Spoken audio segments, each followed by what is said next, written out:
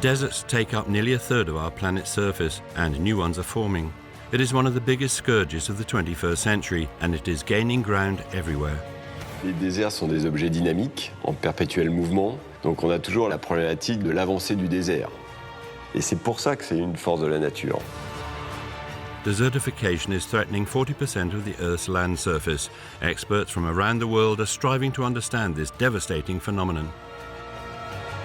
Sous l'effet de la désertification, on voit parfois apparaître des dunes dans les champs et on a l'impression que le désert est arrivé. Thanks to science, we now know how a desert is born and how the sand dunes move around. Although experts have made some breakthroughs in the mysteries of desertification, they still remain powerless in terms of the dunes' development. Les dunes les plus mobiles peuvent avancer entre 1 mètre pour les plus grandes et 30 à 50 mètres par an pour les plus petites. As a result, entire regions are engulfed by sand, like in the south of the Sahara. If nothing is done, the 44 million inhabitants of the area will eventually be forced to leave their homes. كان يهجرون منازلهم بسبب زحف الرمال التي غمرت المنازل ولم يعودوا قادرين على أن يسكنوا في هذه المنازل. The region is living on borrowed time, but the question is why?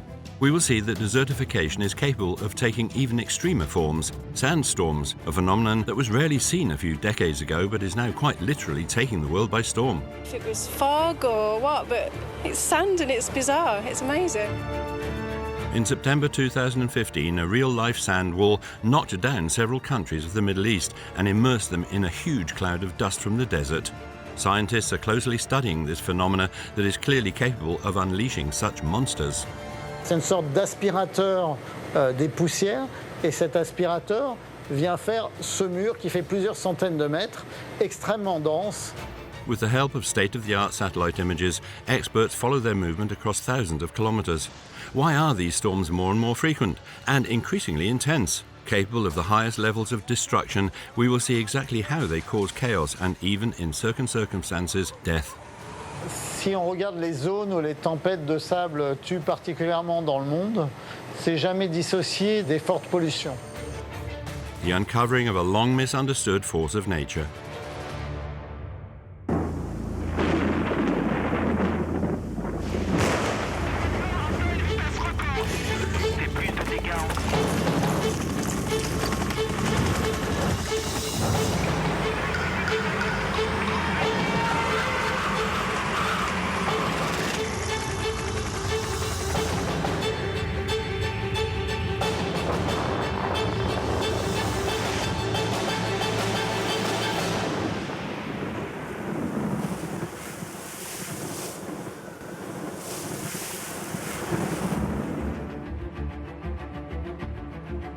The desert is gaining ground. Throughout the world, its movement has dramatically increased over the last 50 years. A phenomena which concerns arid and semi-arid lands. That is to say, almost half of the surface of our planet, where nearly a third of the population lives. Scientists estimate that if nothing is done to combat desertification, 10 million hectares of fertile land will be lost each year, 1/5 of France. Every continent is affected by this catastrophe, but one in particular is hit the hardest. Africa. Here lies the biggest desert in the world, at 9 million square kilometers long, the Sahara Desert. In 1 century, it has grown by more than 10%. Towns, roads and rivers are literally buried by the sand. Fertile lands are disappearing, like in Mauritania, a country where 2/3 of the land is made up of desert. Its capital, Nouakchott, was built at the gateway to the Sahara in the 60s. Today, several districts are threatened by erosion and silting. Just 40 kilometers to the east, the village of Arid has almost been wiped off the map. To reach the entrance to her house, this woman now has to cross a dune.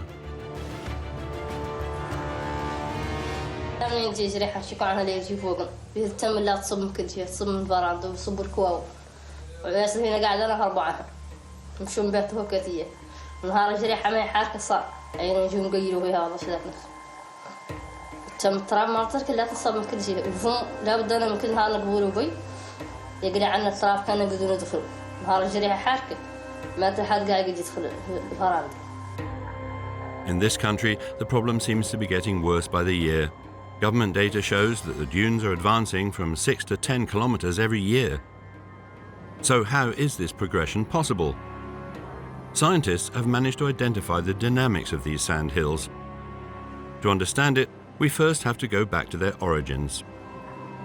In the Sahara, these dunes usually pile up in large basins, huge seas of sand which are reminiscent of the waves and oceans. They cover nearly 20% of the desert surface. We call them ergs. The Great Eastern and Western Ergs, or the sandy Libyan Sea, are among the most famous, and they didn't form by chance.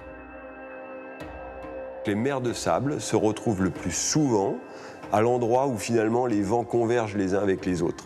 Les vents convergeant les uns avec les autres, leur intensité a tendance à diminuer et le sable s'y dépose. Et sur les échelles de temps géologiques, c'est comme ça que l'on peut produire ces grandes accumulations sableuses. This sand has been eroded from mountains and then dragged away from these mountains into the region. Le sable provient des mécanismes d'altération des roches. Au début, c'est un gros caillou. Ce gros caillou est érodé et charrié dans les rivières et ensuite charrié par le vent. L'altération chimique s'y opère systématiquement et on aboutit à un grain de sable qui a une taille d'à peu près 1/10 de millimètre. This material is a nightmare for specialists because its physical properties defy the laws of nature. At the Matter and Complex System Laboratory, scientists study every aspect of the sand. Le sable, c'est un peu surprenant parce qu'en fait, il est à la fois, on va dire, il est liquide parce que, par exemple, il remplit un récipient, ce qui est une définition d'un liquide, mais en même temps, il est un peu solide parce que là, par exemple, je peux lui appliquer une force qui est la gravité et il résiste. Et ce qui le fait transiter, c'est justement, est-ce qu'il y a assez de force ou pas. Donc si on dépasse un seuil en force, il se met à couler comme un liquide, un peu spécial aussi, mais comme un liquide, et s'il n'y a pas assez de force, il est comme un solide. Sand is the raw material that the dunes are made up of. To put them in motion, you need a second ingredient, the wind. It is created when atmospheric pressure differs from one place to another. The air in the high pressure zone, an anticyclone, will rush forwards towards the low pressure zone, the dip, thus producing wind. In the desert, it begins to interact with the sand, which becomes its toy. Il les met en déplacement de différentes manières, et on peut tout à fait l'illustrer en soufflant sur du sucre. C'est-à-dire que vous voyez bien que lorsque vous soufflez doucement, vous allez commencer à faire ramper les grains les uns sur les autres. Et ils vont rouler. Donc on appelle ça la reptation. The nature of the movement of sand grains varies according to size. It's the larger particles that crawl. As for the smallest ones, another phenomenon will occur.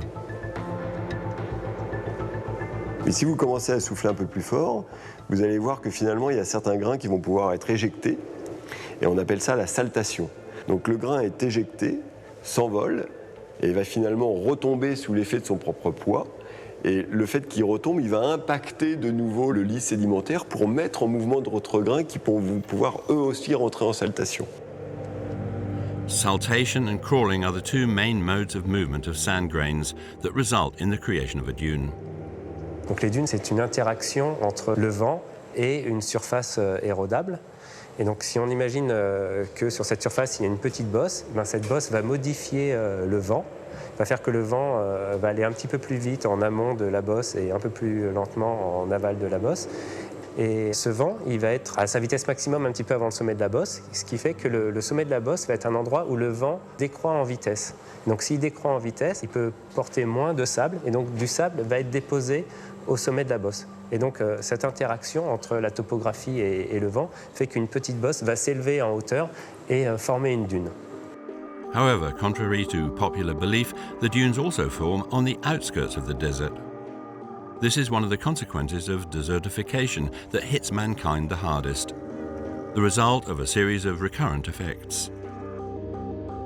This process of land degradation begins with the gradual disappearance of the vegetation cover. Without the cover, the winds tear the ground away, making it dusty. Rain then flows and evaporates rather than infiltrating the ground. These phenomena of erosion take with them the nutrients and organic matters contained within the earth. If it doesn't rain for a long time, the surface cracks. At the ultimate stage, the rock appears, stripped of its sand. Desertification is then irreversible. Sous l'effet de la désertification, on voit parfois apparaître des dunes dans les champs. Lorsque le sol est déjà sableux à l'origine, sous l'action du vent, des dunes vont se former. Et on a l'impression que le désert est arrivé. En fait, ce n'est pas du sable qui vient du Sahara, il s'est formé sur place. A desert is forming. Several factors can trigger such a disaster. The first are climate-related. First of all, there is drought, an occasional lack of water, but enough for the environment to be affected. Its effects can be devastating. La désertification ne date certainement pas d'hier, mais on a commencé à s'en occuper vraiment très sérieusement après les grandes sécheresses qui ont affecté le Sahel, notamment dans les années 70. Ça a été une catastrophe humanitaire sans précédent et ça a provoqué une prise de conscience qui fait que ce sujet est devenu un sujet international. The Sahel, this semi-arid strip which borders the south of the Sahara, is home to a fragile ecosystem. The people who live there depend on farming and agriculture, but in 25 years' time, 135 million people will have to emigrate. The Sahara-Sahel zone will be the area the most affected by desertification. To explain this phenomena, we must take into consideration the variations in the climatic Earth cycles. They are changing the borders of the deserts. For example, the Sahara hasn't always been a desolate landscape. 1,000 years ago, the region even experienced a wet season. Le Sahara est en perpétuelle évolution. Le Sahara a été vert, le Sahara a été couvert de lacs, le Sahara a été couvert de rivières, et le Sahara redeviendra vert certainement au cours des cycles climatiques. Hein. Donc il ne faut pas s'étonner. Donc vraiment, c'est un système qui est en perpétuelle évolution. Today, the desert reigns supreme throughout this region. Scientists are blaming the work of mankind. Deforestation, overgrazing and poor water management are as much indirect causes as is intensive agriculture. Elsewhere, deserts have been transformed into green fields, but this industrial agriculture sometimes damages the soil and can turn fertile land into dune fields. Hills of sand, which were once formed, evolve under the action of the wind. Les dunes se forment, les dunes se développent et les dunes se déplacent, migrent avec une certaine vitesse. Et en fait, c'est un peu un caractère intrinsèque de la dune, c'est d'être vivante. Parce qu'une dune, si elle ne se déplace pas, un sol va se développer et elle va être complètement stabilisée, elle va perdre son côté dune. Une dune, par définition, est un objet mobile sur lequel le sédiment se transporte. Researchers have been able to identify the mechanism that allows them to move. Et les dunes avancent parce que le sable est gratté à l'arrière essentiellement, redéposé en haut et déposé sous forme d'avalanche. Donc on gratte, ça fait un mouvement de chenille en fait. Donc on gratte à l'arrière, on dépose à l'avant et on continue comme ça. Alors les dunes les plus mobiles peuvent avancer entre 1 mètre pour les plus grandes et 30 à 50 mètres par an pour les plus petites. The speed of this movement varies greatly depending on its size, shape, the sand moisture content and the wind speed. Donc les dunes, en fait, essentiellement, elles sont quasiment immobiles la plupart du temps. Et puis quand il y a un vent très fort, elles avancent beaucoup. Donc elles avancent vraiment par pic de vitesse. On voit par exemple au Maroc, sur le bord de la nationale, des panneaux « Attention dune ». On se dit c'est bizarre, mais c'est que quand il y a une tempête, la dune, effectivement, est capable d'avancer d'1 ou 2 mètres et d'être au milieu de la route. Et là, c'est dangereux parce qu'il y a régulièrement des accidents. Despite the risks involved, man has learnt to live with the desert. In the past, inhabitants of the Sahara even put the moving dunes to good use. Les populations qui vivaient dans les endroits désertiques connaissaient le déplacement des dunes. C'est-à-dire qu'ils savaient que s'ils mettaient leur réserve de grains à une certaine hauteur sur la dune à une certaine époque, eh bien, ce grain allait être recouvert de sable, stocké là pendant un certain temps et ressortir sur la face au vent à cause de la migration des dunes. It was not until the middle of the 20th century that experts managed to identify the factors that control the dune's morphology. Scientists have realized that in the deserts, not all dunes evolve in the same way. Ce qui est magnifique dans les mers de sable et les champs de dunes, c'est d'avoir la diversité de ces objets. Et il va y avoir 2 facteurs qui vont contrôler la forme des dunes Donc le premier facteur, ça va être la quantité de sable disponible pour générer les dunes. Le deuxième facteur, ça va être le régime des vents. In some areas, the wind almost always blows in the same direction. These are prevailing winds, such as the trade winds. In this case, the fastest form of dune to emerge from a desert is the Bakan dune. This modelling carried out by scientists fully represents their evolution. By recreating a field of miniature dunes in the laboratory, this specialist and his team have managed to highlight how these famous Bakans become real invaders. Dans cette expérience, on fait des dunes sous l'eau, et plutôt qu'il y ait un vent au-dessus des dunes, ce qu'on fait, c'est qu'on déplace les dunes dans l'eau, ce qui simule un vent unidirectionnel. Là, on observe un champ de barkhane, qui sont ces dunes en forme de croissant avec deux bras qui s'allongent dans la direction du vent. Donc ce sont les dunes qu'on observe quand il n'y a qu'une seule direction de vent et qu'il n'y a pas de sable entre les dunes. Les dunes ne se déplacent pas à la même vitesse, entrent en collision, échangent du sable, et cet échange, cette interaction fait la taille qu'on observe des barkhanes sur le terrain et au sein d'un champ. Capable of travelling several hundred meters per year, Bakans are known for being the fastest dunes, making it difficult to protect yourself from them.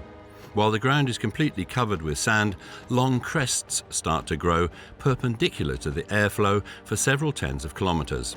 These are known as transverse dunes. But when the winds vary from one season to another, these sand mountains take on an entirely different aspect by placing their ridge parallel to the air current.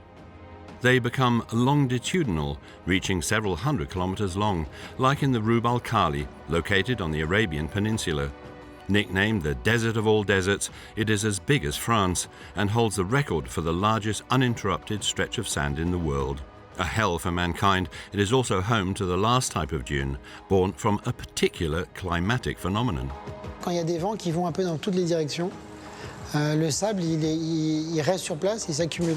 Donc ça fait des formes qu'on appelle en dune étoile. Donc on a des bras comme des étoiles de mer vues de dessus, et c'est les dunes les plus grandes. Elles peuvent faire facilement plusieurs centaines de mètres de haut. In the desert of Badain Jaran in China, they sometimes rise several hundred meters. Scientists call them giant dunes. These giants can stay in place for decades. Their summits only evolve a few meters during strong winds. It is said that the dunes smoke.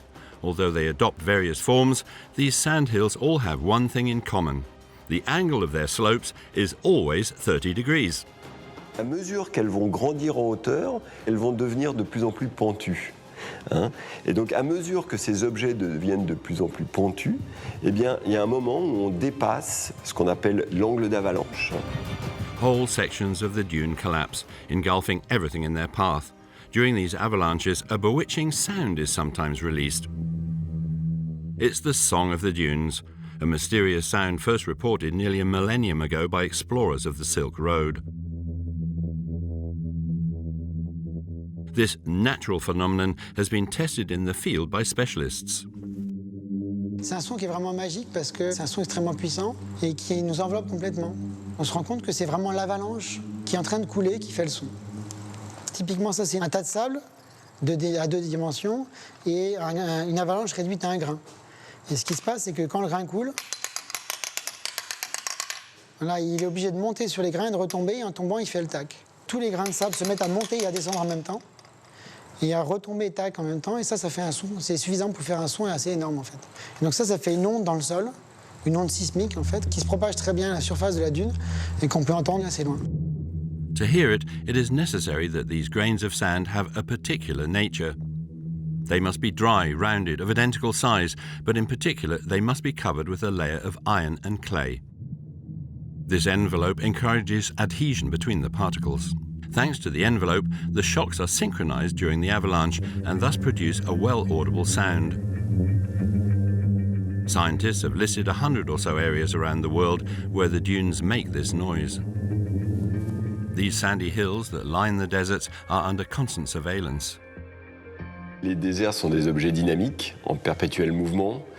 Ils sont couverts de dunes qui migrent et qui continueront de migrer. Donc on a toujours la problématique de l'avancée du désert. Et c'est pour ça que c'est une force de la nature. a force of nature that can turn into real storms that sweep away everything in their path. We now know that the dunes are created under the action of the wind, thanks to the crawling mechanism, which makes the sand grains roll in level with the ground, and also the saltation, which moves them in short hops. The finest desert particles can literally take off into the air. Il existe un troisième mode de transport qui est la suspension. C'est-à-dire que les grains peuvent être transportés en altitude sur de très longues distances. Et donc on retrouve la suspension sur Terre lors des tempêtes de sable. March 2018 in Sudan, a wall of sand knocks down its capital, Khartoum, in minutes. This scene happens more and more often in Africa and even in the Middle East, like here in Kuwait. Whole regions then take on the air of an apocalypse. April 2015, Dubai at around 3 p.m. and the emirate is tinged with an orange colour. Vision is limited to less than 500 metres. Tourists are powerless in the face of such a phenomenon. We're absolutely amazed. We just arrived here this morning from England. Never seen anything like this before. We was expecting blue sky, sunshine, so we didn't know if it was fog or what, but it's sand and it's bizarre. It's amazing. An event that can have devastating consequences. February of the same year, a storm from the Sahara sweeps Alexandria in Egypt. It leaves behind a landscape of desolation. Its bursts of sand cause great damage, covering the streets with a thick ochre coat. يوم مش يوم عادي عشان العربيات اتعفرت واتكربت فبننظف يعني غير أي يوم تاني. Both Alexandria and Cairo are paralyzed. These huge clouds are capable of damaging the economies of entire countries. March 2010. Tons of sand from the Chinese desert batter Beijing in a matter of seconds. Authorities broadcast an air pollution alert.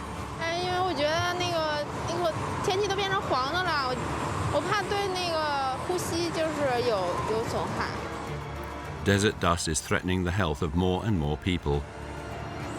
In China alone, the episode has affected nearly 270 million people, spreading over an area larger than France. How do we explain these gigantic sandstorms, which seem to be multiplying everywhere in the world? Two ingredients are needed. Sand, of course, and for it to be transported over great distances, the size of the grains must be less than 100 microns. The second component is winds, which are moving at more than 30 kilometers per hour.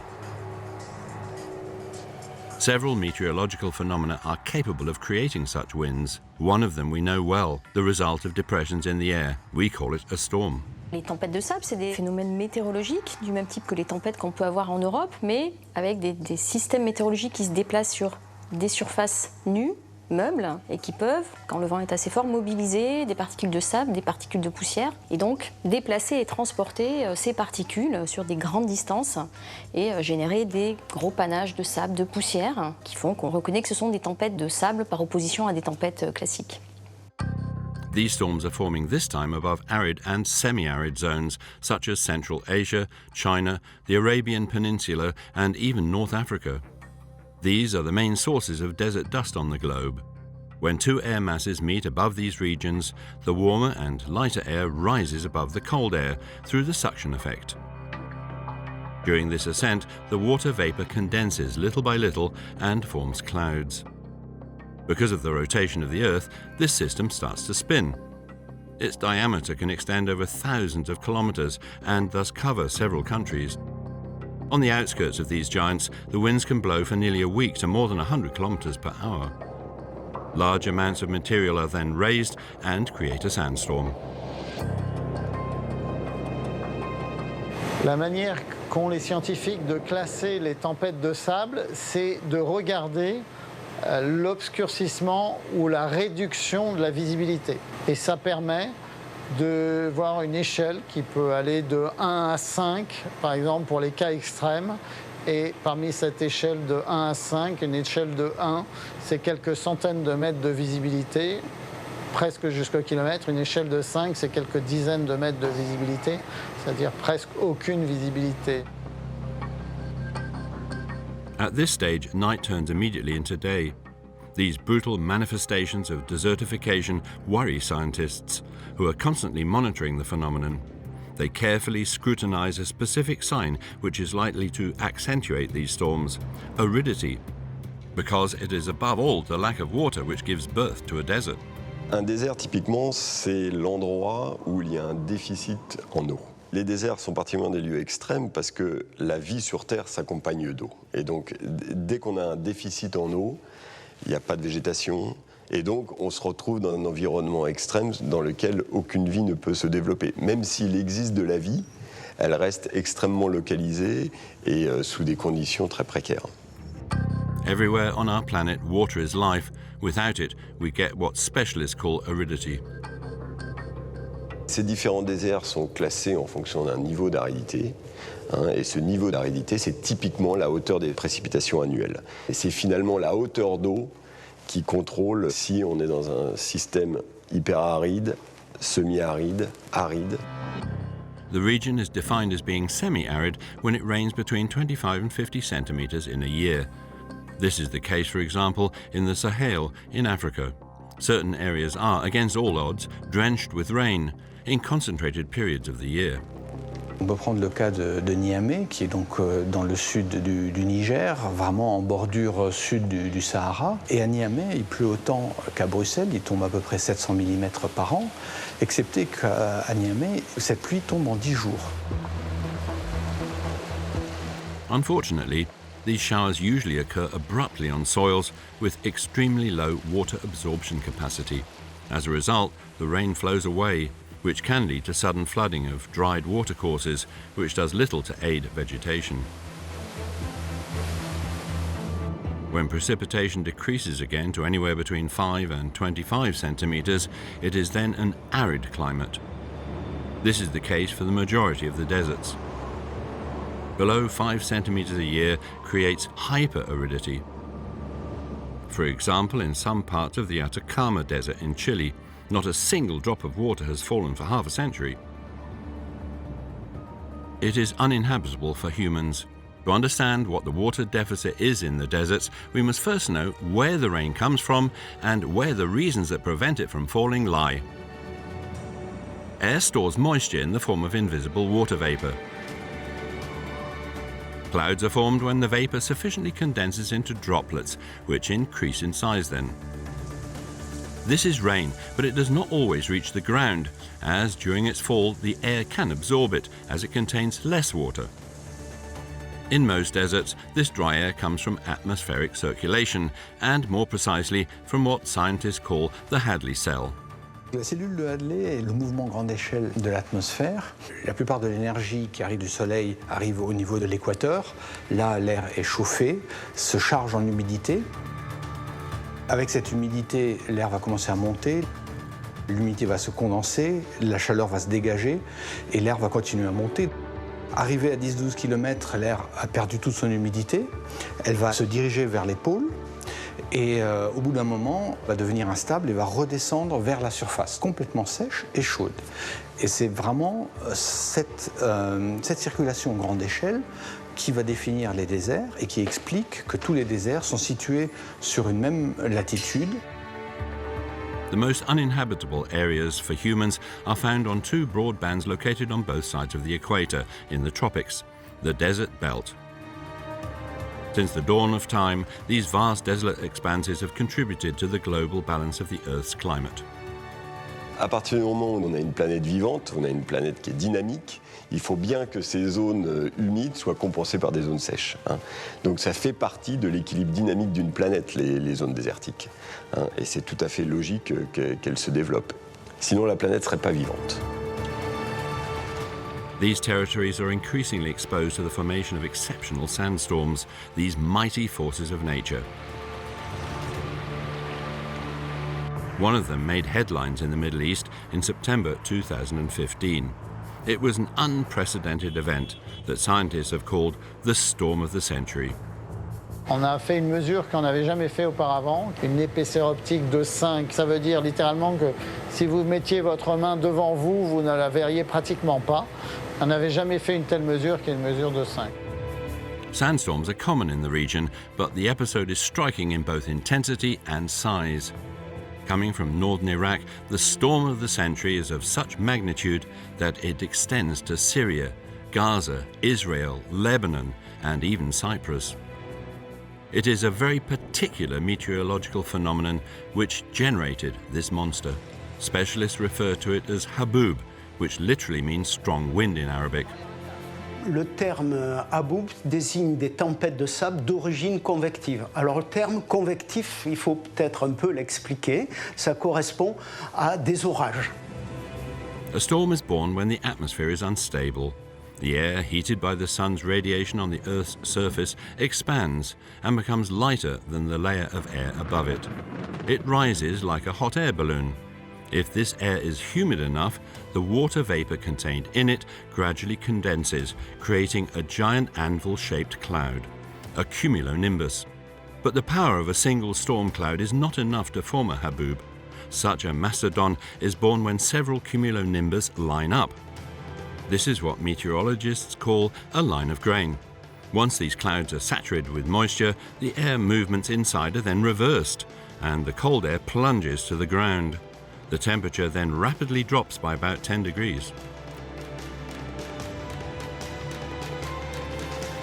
Le mur de sable matérialise l'air froid qui est fabriqué par l'orage et qui s'écrase au sol et provoque des rafales de vent. Et ces rafales de vent soulèvent le sable et le dôme d'air froid qui s'étale au sol est visualisé par ces poussières. Gusts of wind can exceed beyond 100 km per hour, a rare and violent phenomenon. Ce qui est propre au Haboob, c'est que non seulement vous avez ces vents violents horizontaux, mais vous avez de la turbulence, c'est-à-dire des mouvements verticaux extrêmement impressionnants. C'est une sorte d'aspirateur des poussières, et cet aspirateur vient faire ce mur qui fait plusieurs centaines de mètres, extrêmement dense, et où on voit qu'il y a comme des ondes, parce que les vitesses sont différentes, c'est le principe de la turbulence. Tout est différent et tout vient sur vous. The major haboobs can spread over nearly 1,000 kilometers and travel the same distance. These are real giants. Ce que vous voyez, c'est un mur de plusieurs centaines de mètres de poussière qui va venir s'abattre sur vous. Donc ce qui est particulièrement impressionnant, c'est que visuellement, vous le voyez s'approcher, s'approcher, s'approcher, et vous pressentez qu'à un moment, quand le front va vous dépasser, vous n'aurez plus aucun repère visuel. Vous ne verrez ni la voiture qui se trouve à 5 mètres de vous, ni la maison qui se trouve à 2 mètres, ni la personne qui se trouve à 10 mètres. Donc tous les repères sont perdus, on est complètement désorienté, ça va durer plusieurs heures. Once in this cloud of desert dust, conditions become extremely dangerous, especially for traffic. The visibility loss affects many, and that's not all. Ces poussières rendent la surface de la route extrêmement glissante. C'est aussi glissant que de la neige quand c'est en grande quantité. Donc les distances de freinage sont beaucoup plus longues et on est souvent surpris. As a result, huge pileups occur, like on this road in Dubai in February 2018.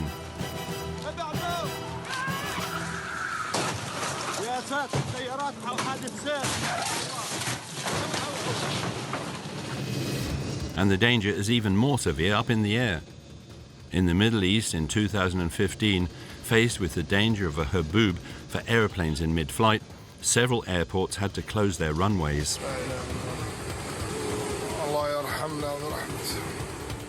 Made up of fragments of sand, desert dust can damage the turbines. Certains moteurs montent jusqu'à 1200 degrés Celsius. Donc quand ces moteurs aspirent ces poussières désertiques, ils passent au-dessus de la température de liquéfaction de ce solide. C'est comme du verre en fusion. Et le verre en fusion va venir impacter les moteurs et ça peut être un réel souci. There are other consequences, this time on people's health. When inhaled, particles smaller than 10 microns can cause heart and lung problems. These tiny grains of sand become even more dangerous when they are loaded with toxic gases caught when flying over industrial sites. Si on regarde les zones où les tempêtes de sable tuent particulièrement dans le monde, c'est jamais dissocié des fortes pollutions. Pourquoi ? Parce que les gaz polluants, pour certains d'entre eux, ont tendance à se coller à la surface des poussières et les poussières sont les vecteurs pour l'entrée dans les alvéoles pulmonaires de ces gaz toxiques. This storm, known as the storm of the century, produced a grave death toll. 12 people lost their lives, and it will be another 4 days before the desert dust begins to dissipate. In September 2015, an enormous sandstorm crosses the Middle East. Unanticipated at the time, this devastating episode has baffled meteorologists around the world. The recurrence of Haboobs varies considerably according to the seasons. In Africa, for example, one period in particular triggers these extreme events. Les Haboobs sont maximum au printemps, juste avant que la mousson se déclenche. À ce moment-là, il y a de l'instabilité, c'est-à-dire que le rayonnement solaire est plus fort, on a plus d'énergie, on a beaucoup d'air sec au-dessus, et donc il y a de l'instabilité convective et il y aura des orages. Et en plus, à cette saison, comme il n'a pas encore beaucoup plu, le sol est dénudé et c'est favorable à l'arrachement des poussières. In reconstructing the trajectory of the storm of the century, scientists realized that it had swept from the north to the south of Syria, where warfare had been particularly intense in the months leading up to the event. It seems the regular passage of tanks throughout the region resulted in the creation of large areas of dust, which made the land extremely volatile. The war seems to have heightened the sandstorm phenomena, and specialists aren't optimistic. According to the UN, in the space of a decade, some countries like Iraq could face 300 days of sandstorms a year, making the region almost uninhabitable. Desertification, that is also currently happening in the Middle East, is also responsible. In 15 years, the vegetation there has decreased on average by about 30%. The rush to build dams throughout the region and divert water resources for agriculture is considered one of the main factors. Moisture acts as an adhesive for the soil. When it dries out, dust storms are fanned by the winds. It seems humankind has not learned from the past.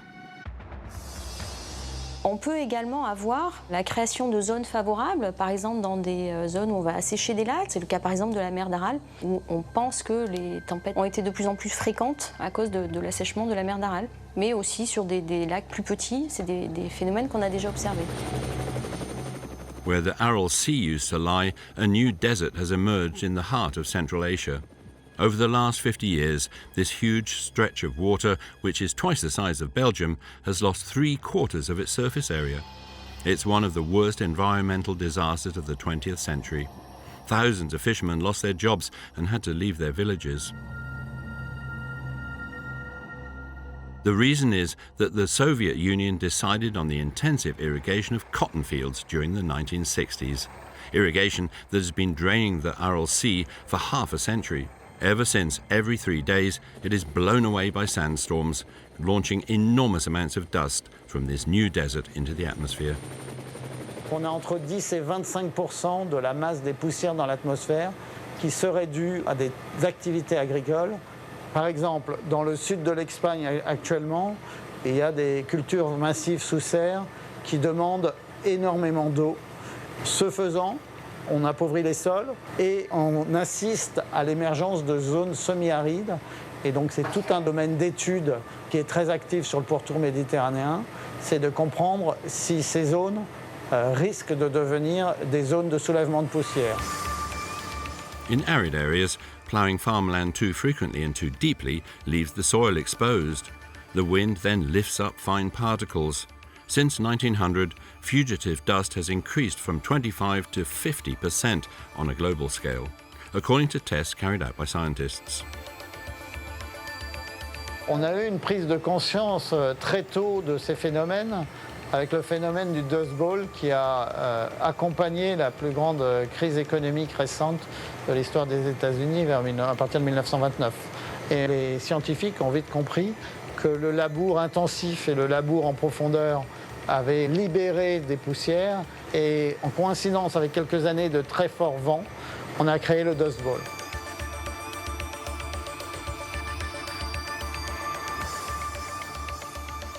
The name Dust Bowl requires little explanation.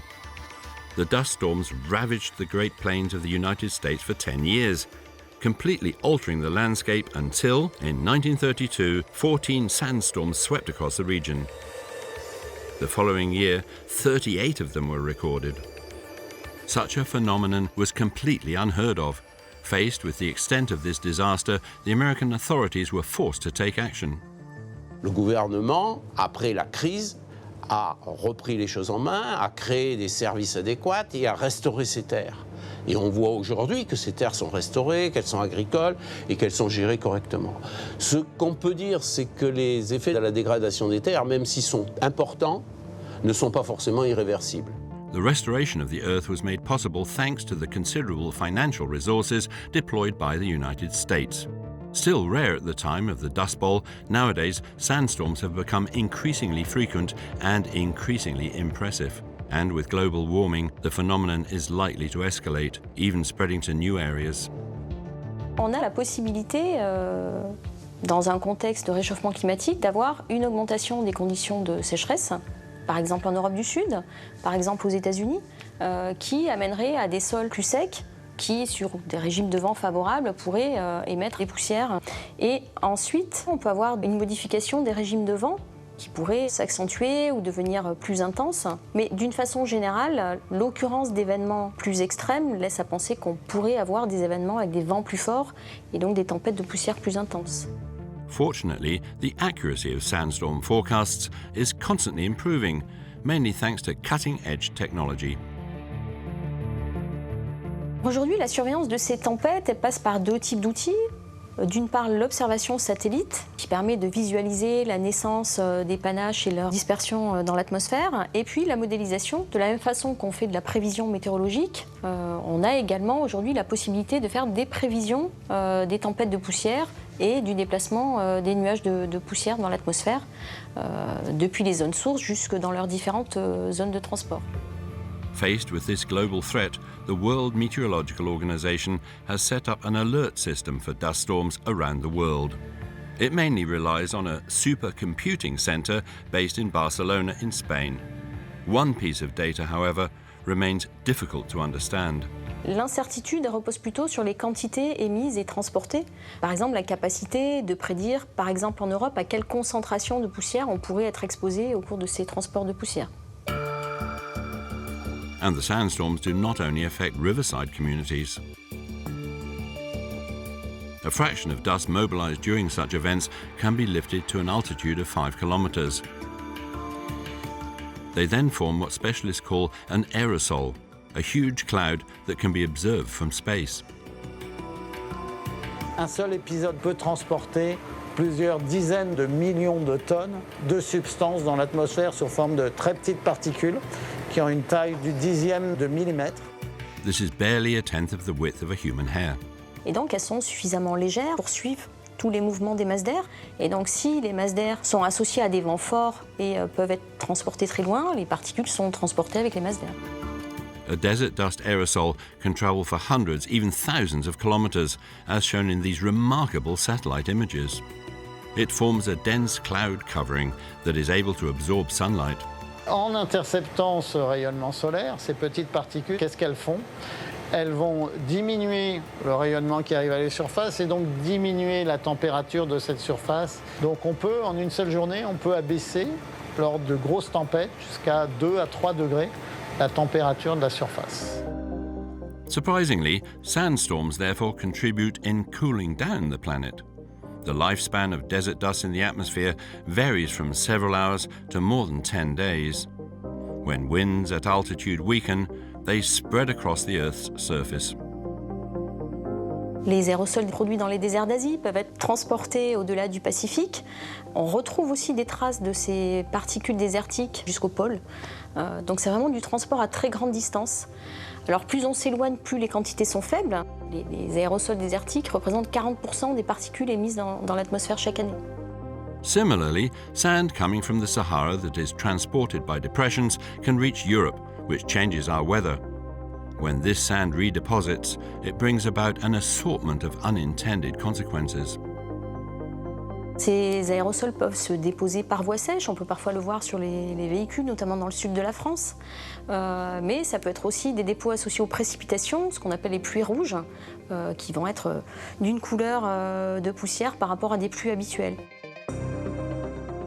Une autre manifestation du dépôt de ces particules, ça peut être aussi du dépôt sur des surfaces très claires. Ça a été le cas il y a quelques années sur les Pyrénées, où la neige était recouverte de dépôts d'aérosols sahariens qui ont un peu inquiété les skieurs.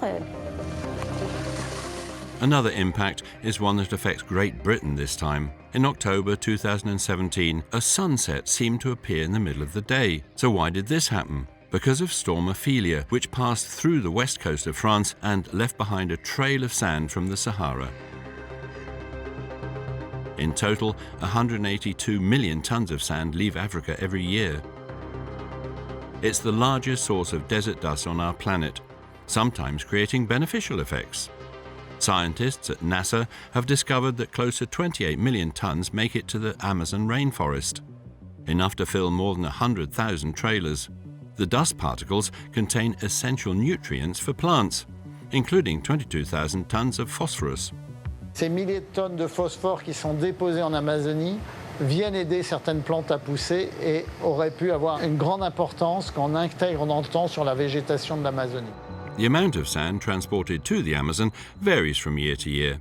This fluctuation is closely linked to the precipitation that occurs in the Sahel, a strip of land consisting of semi-arid areas in the southern Sahara. The drier it is there, the more sand is transported across to the Amazon the following year. It is one of the direct consequences of desertification. China is another part of the world that is struck down by these effects. The Gobi Desert and the Taklamakan, amongst many others, take up nearly a quarter of the country, and they are expanding towards Beijing at an alarming rate. Every spring, storms sweep around 1 million tons of sand towards the east. The first dunes are situated less than 80 kilometers from the north of the capital. Such a menace that the people of China have even dubbed it the Yellow Dragon. How did the country come to this? It all began in the 1950s. La cause de cette désertification est relativement connue. On sait qu'il y a eu des déforestations abusives à l'époque du développement forcené sous Mao Tse-tung. Intensive agriculture and mass urbanization take care of the rest. Along with this, temperatures have increased by 2 degrees in the space of 50 years in northern China. The result is that arid and semi-arid areas are now covering almost half of the country, and every year the desert continues to eat away at 26,000 hectares of land. In other words, the surface area of Luxembourg. Today, the country has almost 350,000 climate refugees.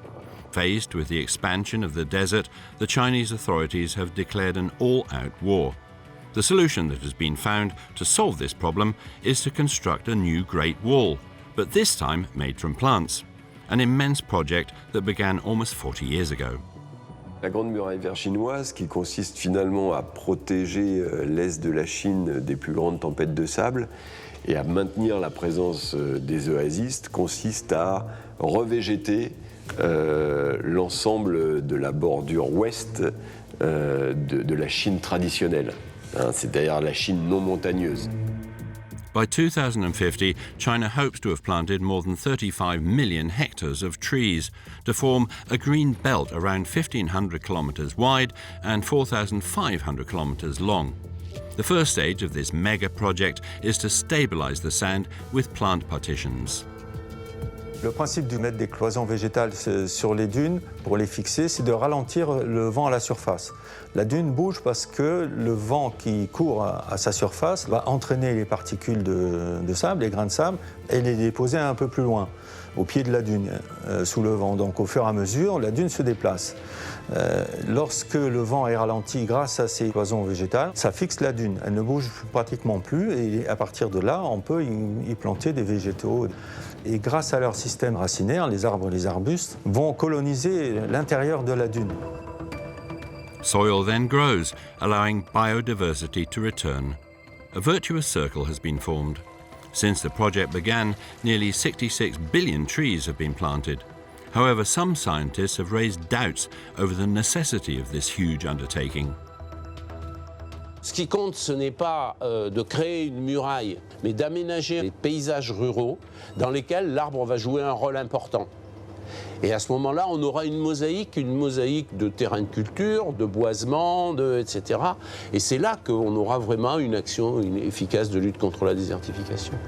But in the urgency of the 1980s, the Chinese government selected the fastest growing species of trees, without taking into account their abilities to survive in arid zones. The water-intensive poplar trees that were mass introduced to the region are only rarely resistant. Procedures, fortunately, were able to evolve. Native tree species have been favoured, and since then have been scientifically proven to be resistant to drought. In this way, according to the authorities, thousands of hectares of desert are in the process of stabilisation, and the number of storms has reduced by 20% in recent years. Faced with desertification, it's now Africa's turn to get involved. No fewer than 10 countries are hoping to erect a huge green barrier in the southern Sahara.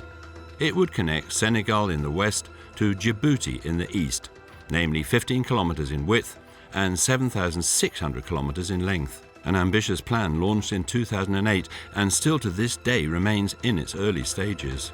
For now, only Senegal has embarked upon this exceptional undertaking. However, battling against this force of nature is the concern of all.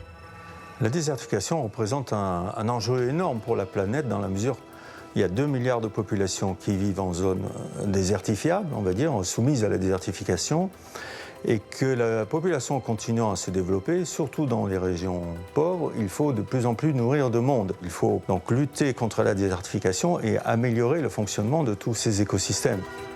Despite the threat of desertification, there is still time to take action. For scientists, the fight against this burden is underway thanks to the arrangement of sustainable farming, a good irrigation of soil, and forest conservation. The battle against deserts and sandstorms has only just begun.